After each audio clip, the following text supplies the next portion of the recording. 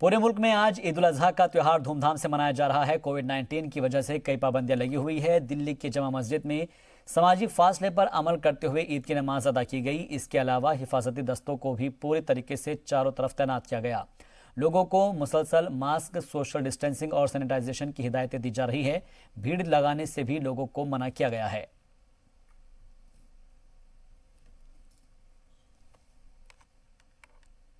आज ईद उल अजहा का त्यौहार है और लोगों को हिदायतें दी गई हैं। कोविड के नॉर्म्स हैं, उनको फॉलो करते हुए अपने त्यौहार को मनाएं। इस समय हम लोग जामा मस्जिद पे हैं। जामा मस्जिद पे नमाज अदा की गई है और वहाँ पे जो कोविड के नॉर्म्स थे, सोशल डिस्टेंसिंग को मेंटेन करना, साथ ही साथ मास्क को लगाए रखना, सैनिटाइजेशन करना, इन सभी को नॉर्म्स को बनाया गया था। और इसमें आप देख भी सकते हैं कि चारों तरफ बोर्ड भी लगाया गया है। बोर्ड पे जिसपे कि पूरी हिदायतें दी गई है।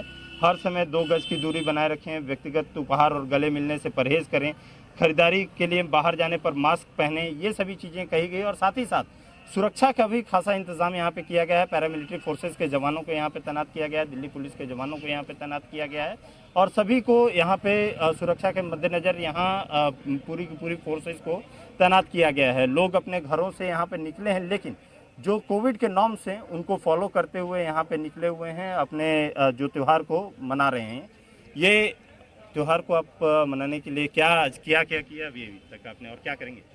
सर, जो हमने जानवर खरीदा उसको ज़िबा करेंगे और उसको फिर 3 हिस्सों में तकसीम करेंगे। एक रिश्तेदारों के लिए, गरीबों के लिए, अपने लिए, फिर अपनी फेवरेट रेसिपी बनाएंगे, डिशेस, और अपने फ्रेंड्स को, मुस्लिम एंड नॉन मुस्लिम। कितना बदलाव पहले और आज इसमें लगता है, पिछली बार और? बहुत बदलाव है। पहले जो हमने ईद मनाई है, बकरीद मनाई, उस वक्त ये बीमारी नहीं थी, लेकिन अब जो बीमारी होने की वजह से रूल एंड रेगुलेशन फॉलो करने पड़ रहे हैं और लोग नमाज में भी सोशल डिस्टेंसिंग का पालन कर रहे हैं और फेस पर मास्क लगा रहे हैं। जो रूल एंड रेगुलेशन बना रहे हैं, लोग उसको फॉलो कर रहे हैं। ये आप लोग पूरे जो कोविड के नॉर्म्स है उसको फॉलो करते हुए पूरे त्यौहार को मना रहे हैं? हाँ, पूरे त्यौहार को मना रहे हैं। और यहाँ मैं एक चीज़ कहना चाहूँगा कि स्पेशली ड्यूरिंग द कोविड-19 जो लोगों ने प्रिकॉशंस लिए हैं, अगर वो एक वे ऑफ लिविंग बना लेंगे, नॉट कि कोरोना के ब्याह पे नहीं, कोरोना की जो पाबंदी चली है उस पर नहीं, अगर वो नॉर्मली अगर अपना वे ऑफ लिविंग बना लेंगे तो ये इलाका जो है बहुत अच्छा हो जाएगा।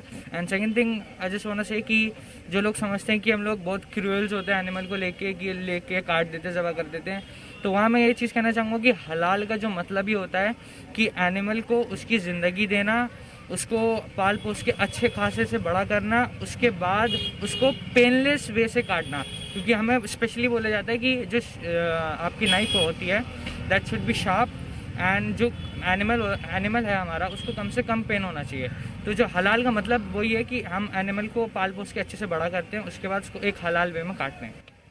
कुछ अंतर दिखाई दिया कि जब नमाज अदा वहाँ पर आप लोग करने के लिए गए थे तो वहाँ के मस्जिद में किस तरीके से आप लोगों ने नमाज वहाँ तक?